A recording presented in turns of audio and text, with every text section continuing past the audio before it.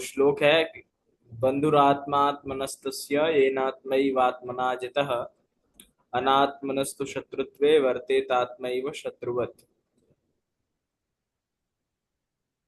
भगवान पहला ऐसा फॉर्मेट कह लीजिए या पहला ऐसा उदाहरण कह लीजिए या पहली ऐसी समझ या ऐसी दृष्टि देने वाले भगवान है। हर फिलॉसफी में, हर ग्रंथ में, अपनी धर्म ग्रंथों की बात अगर हम करें तो यहाँ पर भी हर जगह पे मन को ही एक तरीके से ऐसे कैरेक्टर में दिखाया गया है कि मन की ही सारी गलती है। मन को हमें वश में रखना है या मन को काबू करना है। और भगवान ने बड़ी सहजता से कहा कि बंधुरात्मात्मनस्तस्य येनात्मैवात्मना जितः अनात्मनस्तु शत्रुत्वे वर्तेतात्मैव शत्रुवत्। देखिए, सारा खेल जो है वो मन के ही धरातल पर है। ये मन एक ऐसा हमारा इंस्ट्रूमेंट है जो हमें बांध के रखता है, जिसके कारण हमें बंधन महसूस, यद्यपि हम हमें मन नहीं बांध सकता लेकिन हम बच जाते हैं। जैसे आज के समय में अगर हम नॉर्मली हम बात करें तो आज के समय में हम मोबाइल से बंधे हुए हैं। अब लगता है कि मोबाइल के बिना जीवन संभव नहीं है। आज से 50 साल पहले ऐसा नहीं था, 20 साल पहले ऐसा नहीं था। लेकिन अब लगता है ना कि मोबाइल के बिना जीवन संभव नहीं है। अगर 2-4 घंटे हाथ में मोबाइल ना हो तो आदमी डिप्रेशन में चला जाता है कि मोबाइल ना हो तो। इंटर इंटरनेट है तो इंटरनेट का भी व्यक्ति आदी हो चुका है। कहीं ना कहीं से हमें लगता है कि इसके बिना हमारा काम नहीं चलेगा और हम उससे बच जाते हैं, उस पर हमारी डिपेंडेंसी हो जाती है। तो मन के ऊपर ही हमारा सारा खेल है। भगवान कहते हैं कि मन को जीतने की कोशिश मत करो, मन को अपना मित्र बना लो। बंधुरात्मात्मनस्तस्य येनात्मैवात्मना जितः। वही व्यक्ति अपनी चेतना को, अपने मन को जीत सकता है जिस, देखिए, जो चेतना का लेवल है, जो चेतना का लेवल है वो मन के बहुत निकट है। ठीक है। चेतना और फिर चैतन्यता, दो दो स्थितियां हैं। आत्मा, चेतना और फिर चैतन्यता। आत्मा का जो लेवल है वो मन से नीचे है। आत्मा के धरातल पर जब हम पहुंचेंगे तो हमें मन दिखाई पड़ता है, लेकिन हम मन को वहां से जीत नहीं सकते। या हम ये कह लें कि मन को काबू करना या मन को अपने वश में करना तो वो संभव नहीं है। लेकिन चेतना के स्तर पर वो चीजें हो सकती हैं। तो जो चेतना है, चेतना का ये दायित्व है कि वो मन को अपना मित्र बना दे। भगवान कहते हैं, हे पार्थ, तुम अपने मन को अपना मित्र समझो। और कोई अच्छा मित्र अपने मित्र की भलाई चाहता है, उसे कभी गड्ढे में लेके गिरेगा नहीं। अगर मन हमारा मित्र हो जाएगा तो स्वाभाविक सी बात है हमारा पतन नहीं होगा। स्वाभाविक सी बात है हमें बंधन नहीं होगा। हमें समस्या तब है जब हम मन को अपना शत्रु मानते हैं। भगवान कह रहे हैं कि मन को अपना शत्रु मत मानो, इसे अपना मित्र बना लो। अनात्मनस्तु शत्रुत्वे वर्तेत आत्मैव शत्रुवत्। वो जिस जब हमें अनात्मा, वही व्यक्ति मन को शत्रु मानता है जिसको आत्मा का बोध नहीं है। अनात्मनस्तु शत्रुत्वे, जिसके अंदर अनात्मा का भाव है, जिसने चेतना का अनुभव नहीं किया, जिसके अंदर चैतन्यता का कोई भाव नहीं है, उस व्यक्ति ने मन को शत्रु कहा है। उसके लिए मन शत्रु हो सकता है, लेकिन जिसके जीवन में चेतना का अनुभव है, आत्मा का अनुभव है, उस व्यक्ति के लिए मन मित्र के जैसा है। वो उसको मित्र के जैसा काम करते हैं। उसका पतन वहां संभव नहीं है। तो बेसिकली ये मन को संतुलित करने के लिए है कि आप अपने मन को मित्र समझे, ना कि इसे शत्रु समझे। इसे ये मन तभी बंधन का कारण बनेगा जब हम अपने आत्मा के बोध से दूरी बना करके रखेंगे। लेकिन जब हम आत्मबोध में रहेंगे तो ये मन हमारा मित्र बन जाएगा, बंधन नहीं रहेगा। आप बताइए कुछ। बहुत सुंदर शुभम जी। तो ये जो तीन चार चीजें हैं यहाँ पे जो हमें कंसिडर करनी चाहिए। तो एक तो ये 6.6 जो है, ये आप हम डिस्कशन है, हमारी चर्चा चल रही है।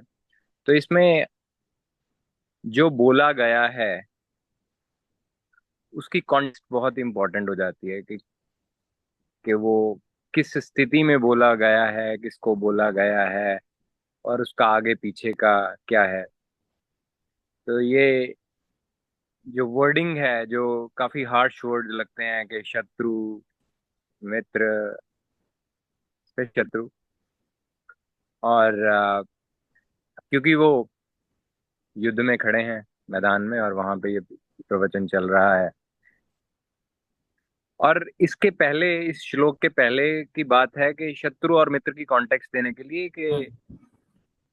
इसके पहले श्लोक में वो बोल रहे हैं निर्वाण की प्राप्ति के लिए, या वो जो आ, उद्धार उद्धार की बात की गई है हाँ। इसमें पहले। तो अब इसको अगर लेके चलें कि ये कॉन्टेक्स्ट अर्जुन का एक कॉन्टेक्स्ट था, तो हमें अपने लेवल पे भी हमें भी देखना है। जो जो आपने बोला कि अगर मन क्या है, हम क्या है, हम और मन में डिफरेंस कहाँ है, क्या है। तो अगर अगर हम बिल्कुल चेतना के अंतर ध्यान से हम अंदर पहुंचते हैं, तो वहां लगता है ये कुछ नहीं है, न मैं कुछ हूँ, मेरा अस्तित्व कुछ भी नहीं है, पर है जरूर।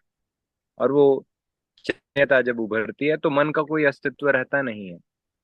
जब हम अपने स्वयं में प्रवेश करते हैं तो मन का कोई अस्तित्व नहीं रहता। तो मन शत्रु कैसे हो गया?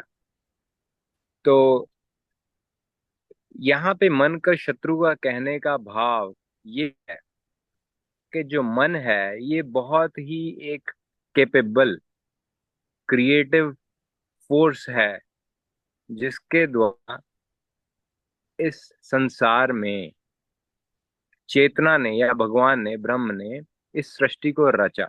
और आगे भी ह्यूमन बीइंग्स मन की क्रिएटिव फोर्स को लेवरेज करते हुए बहुत आगे आगे उन्नति और डेवलपमेंट के रास्ते जो मटेरियल लेवल पे है वो करते रहे। लेकिन अगर हमारे पास एक हथौड़ा है जो एक टूल है, हम उस टूल को हर जगह पे वो इस्तेमाल नहीं हो सकता। तो अगर हमारे पास हथौड़ा है मान लो, और हमें चाहिए प्लास, तो हथौड़ा प्लास का काम नहीं कर सकता। तो ऐसा नहीं कि हम उसी को ठोकते रहें। तो ऐसा ही ये जो मन इंस्ट्रूमेंट है हमारा, ये बहुत ही फ्रेंडली है, यूजफुल है, अगर हम संसार में आए, और वो क्रिएटिव डेवलपमेंट है उसको करने के लिए। हम्म। ऑन द अदर हैंड, अगर हम उद्धार की ओर जाते हैं, इट इज यूजलेस,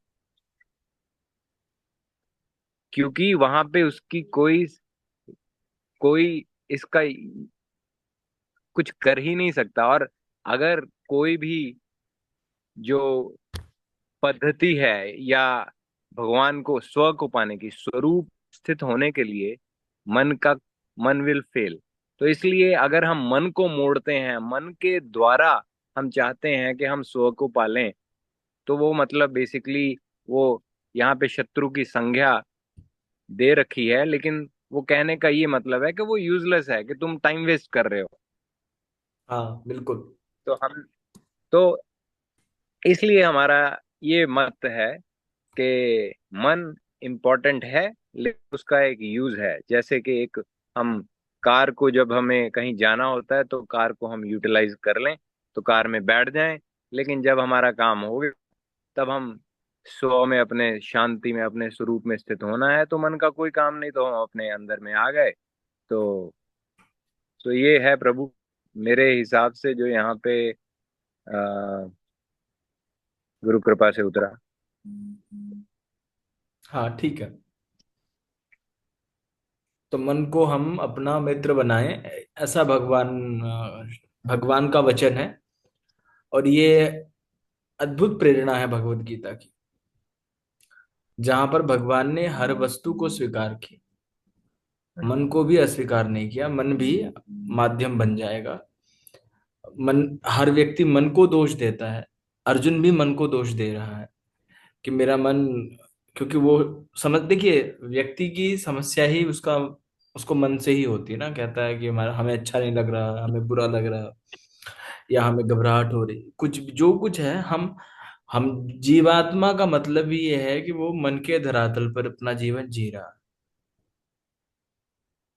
जीवात्मा का मतलब एक ऐसा मालिक जो मदिरा पी करके और गाड़ी के पीछे सीट पर लेटा हुआ है, और उसका जो ड्राइवर है वो अपने हिसाब से गाड़ी चला,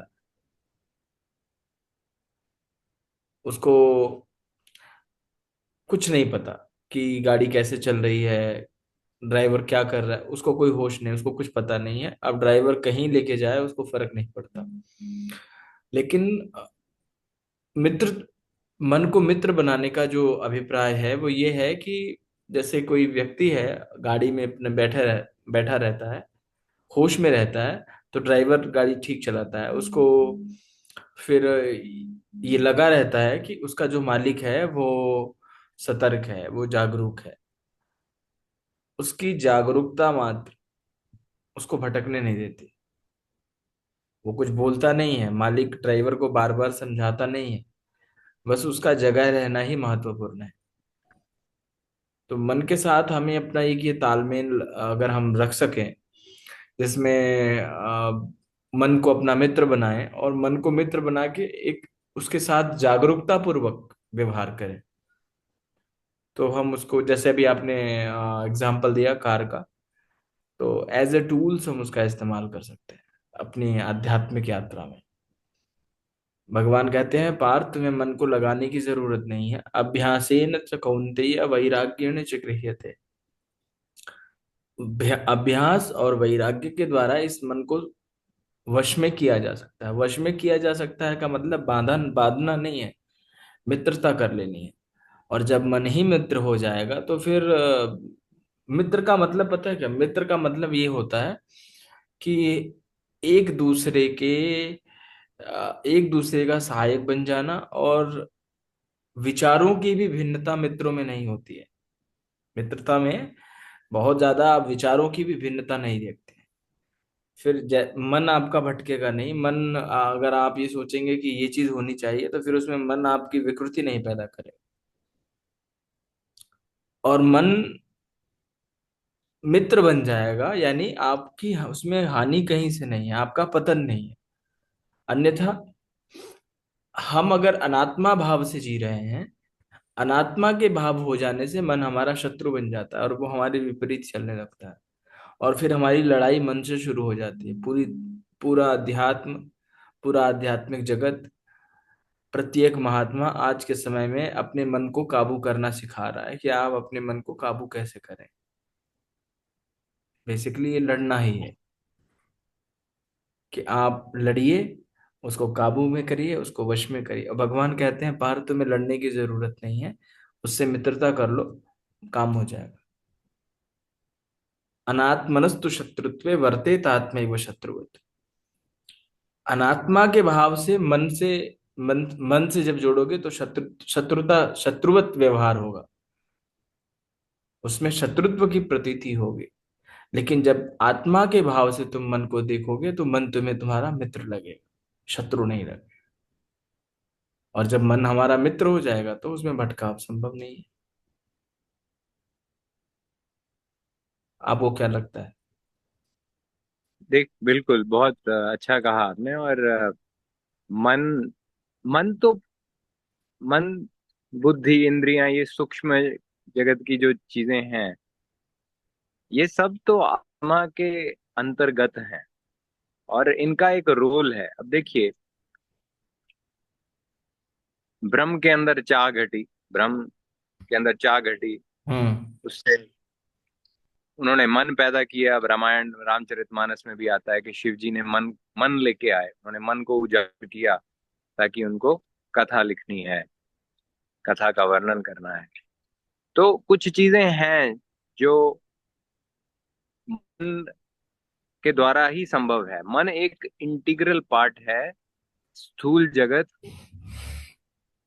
के अंदर और सूक्ष्म जगत के अंदर। तो हम्म। इसलिए इसलिए ये इसको के कंट्रोल करना, दबोचना नहीं, ये हमारा ही पार्ट है। जैसे हम करेंगे, वो टूल वैसा वैसा बिहेव करेगा। तो हम्म। हमारे चाह अंदर अगर सात्विक चाह है, तो मन सात्विक आइडियाज लाएगा। मन का तो है कार्यक्रम, वो तो इंस्ट्रक्शन फॉलो करेगा। अगर अगर हम अपनी स्व की विल पावर यूज नहीं करते हैं, तो वो रैंडम चलेगा। बिल्कुल, जो आपने स्टार्ट एग्जांपल दिया, मदिरा, अगर कोई शराबी नहीं कंट्रोल कर पाएगा वो कार को, तो वो अपने आप से एक्सीडेंट ही होगा। तो इसी तरीके से अगर हम सचेत नहीं है, तो मन कहाँ से इनपुट ले रहा है? देखिए, अगर जो पीछे का स्विच ऑफ है, यानी कि चेतना का, कॉन्शियस जो कि पीछे है, हमेशा है, दृष्टा है, हम्म। उसके साथ कनेक्शन हमने ऑफ कर दिया, तो मन को इनपुट आएगा संसार से, आपकी इंद्रियों से, आंखों से जो आप देखोगे, कानों से जो आप सुनोगे, जहां उठोगे बैठोगे, जहां जिस संगति का संग करोगे, वैसे विचार आएंगे मन के लिए इनपुट, और मन उस तरफ उस तरीके के विचार लाएगा और एग्जीक्यूट करेगा और उस तरफ इंद्रियों को भगाएगा। लेकिन अगर पीछे का कनेक्शन हमारा आत्मा के साथ है, तो वो मन को इंस्ट्रक्शन देता है और बुद्धि के अंदर भी प्रेरणा जगाता है कि ये हमारे लिए इम्पोर्टेंट है, ये हमारे लिए इम्पोर्टेंट नहीं है। हे मन, इसको इग्नोर कर दो, इसको तुम आगे रखो। तो इसलिए दृष्टा भाव की महिमा है कि जो जो हम ये कन्वर्ट कैसे करें, इस शत्रुता वाला, ये देखो, ये भ्रमित करने होने वाली चीजें हैं कि अगर अगर पहले ये असमझी वाली चीज है कि हाँ, मन को हम कंट्रोल कर लें, दबोच लें, या वो वो सहज हो जाएगा अगर हमारी, क्योंकि मन हमारी चेतना का ही के ही अंतर्गत है, वो बाहर नहीं जा सकता। लेकिन हाँ, हमारी विल पावर हम एक्सरसाइज करें, तो उससे। और विल पावर का भी क्या है, विल पावर ऐसा नहीं है कि हाँ, ये चाहता हूं मैं ये हो जाए। वो तो शुद्धतम रूप है स्व का। शुद्धतम रूप स्व के अंदर अगर हम आए और हम चाहें कि हम ऐसा चाहिए, हमें ऐसा शुद्ध वातावरण चाहिए, हमें हमें ध्यान करना है, या हमें मंदिर जाना है, हमें एकांत में रहना है, हमें मौन में रहना है, या हमें प्रेम में रहना है, आनंद भाव में रहना है, ठीक है, तो मन वैसा सोचेगा, तो मन उस तरीके की प्लानिंग करेगा संसार के अंदर। तो इसलिए मेरे हिसाब से इसको हम इस इस कॉन्टेक्स्ट में, और हमें हमारी इंडिविजुअल, हमें अपना चिंतन करना है हर एक साधक को, कि हाँ, मेरी स्थिति के अकॉर्डिंग ये जो श्लोक है, ये भगवान ने जो बोला हुआ है, ये कैसे अप्लाई है होगा। ठीक है, तो इसलिए गूढ़ चिंतन की आवश्यक है। कुछ चीजें हम शेयर कर रहे हैं अपने एक्सपीरियंस से। और एक बहुत आपको अंतर्गत बात बताता हूँ कि साधना में जब एक समय हम बहुत तीव्रता के साथ ध्यान में थे और अपने अंतर्ग में प्रवेश करके मन को ऐसा मांग रहे थे कि कैसे कैसे तुम अ, इच्छा करते हो, या ये फालतू की चीजें हैं, ऐसे ये पुरानी बात है थोड़ी।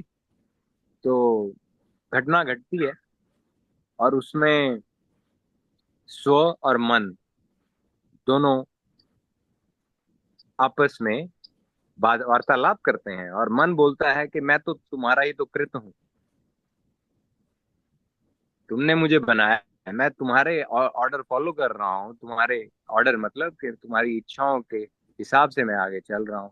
तो इसलिए वो सूक्ष्म इच्छाएं होती हैं जो पड़ी होती हैं, जो पता नहीं। और ये जैसे ये पृथ्वी की आयु करोड़ों वर्ष है, और हमारी आयु भगवान ने पहले, इससे पहले कहा हुआ है कि हम तो हमारा तो अजन्मा है, हम तो हमेशा से हैं। हम्म। तो हम हमेशा से हैं, तो आप सोच बिल्कुल। सकते हैं, एक एक जो पेड़ है जिसकी उम्र 50-60 साल है, उसकी जड़ें कहाँ कहाँ कहाँ तक फैली होती हैं।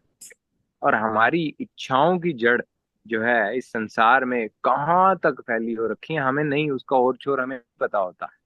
तो इसलिए उस इच्छाओं में ही लिपटा हुआ ये मन, या जो ये मैनिफेस्टेशन का आजकल बहुत चला हुआ है, तो मैनिफेस्टेशन हो रही है क्योंकि वो हमने पुरानी इच्छाएं कर रखी हैं।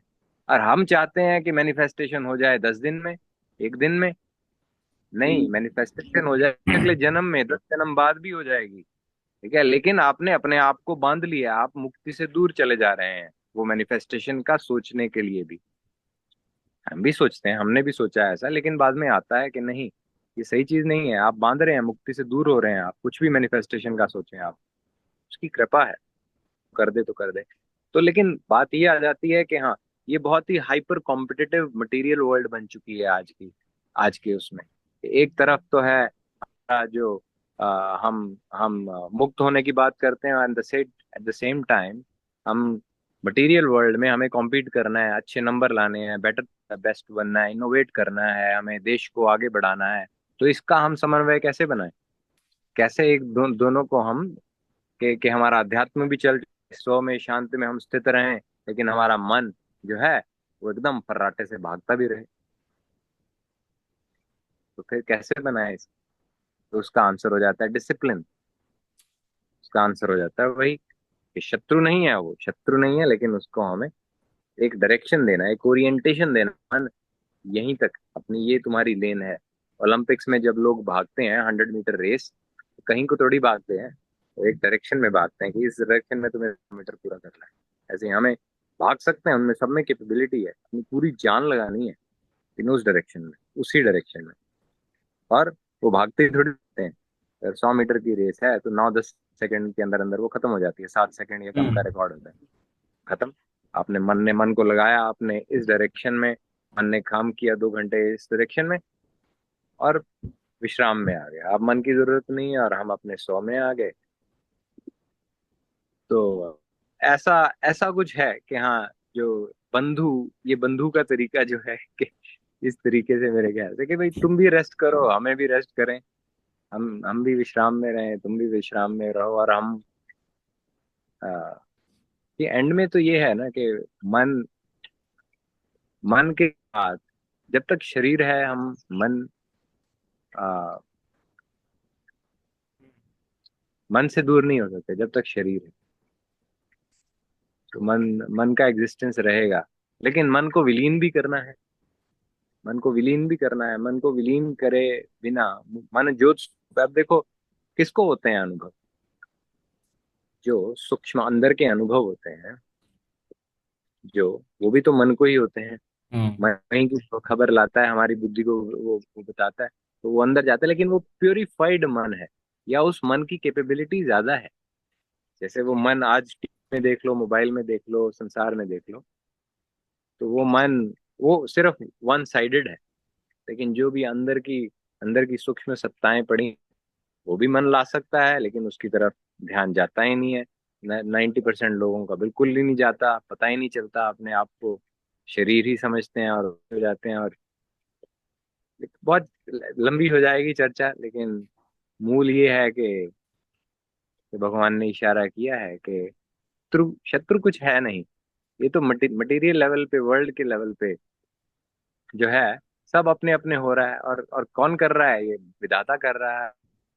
मन को भी ऊर्जा वो दे रहा है, हमें भी, हमारे अंदर भी जो चेतना की चैतन्य शक्ति है, वो किसका, कौन है? वो भी उसी का है। तो सब सब खेल उसका है।